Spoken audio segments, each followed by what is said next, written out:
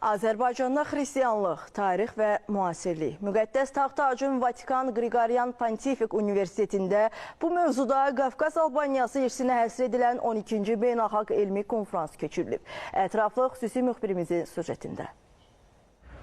Konfransı Bakı Beynəlxalq Multikulturalizm Mərkəzi, Azərbaycan Milli Elmlər Akademiyasının Abbasqulu Bakıxanov adına Tarix və Etnologiya İnstitutu, Azərbaycanın Müqəddəs Taxt-Tacdakı səfirliyi və Alban Udi Xristian dini icması birgə təşkil edib.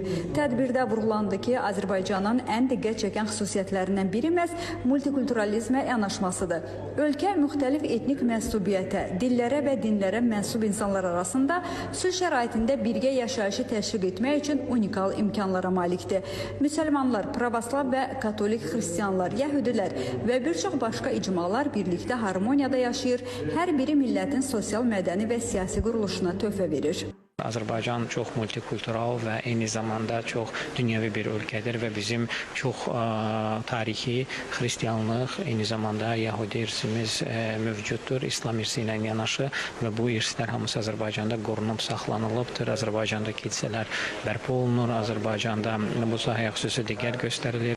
Konferansda Ermənistan Azərbaycanın tarixi, dini, mədəni irsinə təcavüzü də diqqət mərkəzində oldu. Bildirildi ki, ermənilər bu abidələri dağıtmaqla həm də anti-xristian siyasət aparıb.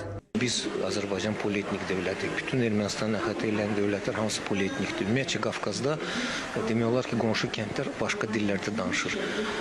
Burada necə ola bilər ki, Ermənistan monoetnik olsun? Onun da sübutunu gətirdim, interpretasyon sözləri gətirdim ki, o təbrik elədi, Ermənistan xalqını təbrik elədi ki, axır ki biz Azərbaycanlıları qovduq. Bunun harası xristianlıqdır, anti-xristiandır. Qafqaz Albaniyası barədə həqiqətlərin tam araşdırılması və dünyaya çatdırılması ilə erməni kilsəsi haqqında da bir çox həqiqətlər məlum olacaq. Bu fikri isə erməni milliyyətindən olan tarixçi və ədəbiyyatçı səsləndirdi. Erməni tarixçi bildirdi ki, tarixin ermənilər tərəfindən təhrif olunması ilə bağlı bir neçə il əvvəl onlara müəyyən narahat edici suallar verməyə başlayıb. Bu səbəbdən də bəzi həmvətənlərinin ciddi təhdidlərinə məruz qalıb. Konferansda Azərbaycan, İtaliya, Rusiya, Litva, Gürcüstan, Özbəkistan, Malta və digər ölkələrdən iştirak edən alimlər Qafqaz Albaniyasının irsi, Azərbaycanda katolik və digər xristian icmaları haqqında elmi mövzularla, məruzələrlə çıxış etdilər. Bu, Qafqaz Albaniyasının mesajını bütün xristian dünyasına çatdırmaq üçün əla bir fürsətdir. Çünki biz bugün Qərb xristianlığının mərkəzindəyik.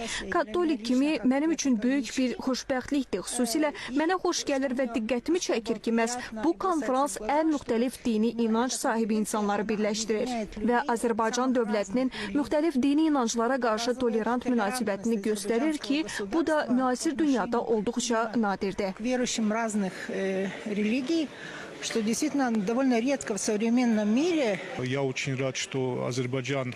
Mən çox şadam ki, Azərbaycan tolerantlıq və multikulturalizm siyasətini davam etdirir və inkişaf etdirir. Bugünkü konferansımız da bunun bariz nümunəsidir. Bu yolla Azərbaycan xristian icmalarına da qayğı göstərir və öz tarixinin xristian hissəsini inkar etmir. Konferans bölmə iclasları ilə davam etdirildi. Türkiyə, Qazaxıstan, Özbəkistan, Koreya Respublikası, Rusiya, Polşa, İtaliya, Gürcüstan, Almaniya, Fransa, Kanada, Birləşmiş Ştatlar və Litvadan olan albanşünas mütəxəssislərinin məruzələri dinlənildi, müzakirələr aparıldı. Xristian dünyasının mərkəzi olan Vatikanda Azərbaycanda xristianlıq müzakirə olunur. Əsrlərdir azanla kilsə zənglərinin yanaşı səsləndiyi bir torpaqda Azərbaycanda multikulturalizm təkcə ölkə daxili prioritet deyil, həm də regionumuzda və bütün dünyada sülhü təşviq etmək üçün əsas vasitədir. Günay Məmmədova, Azərbaycan televiziyasının Almaniya bürosu, İtaliya, Vatikan.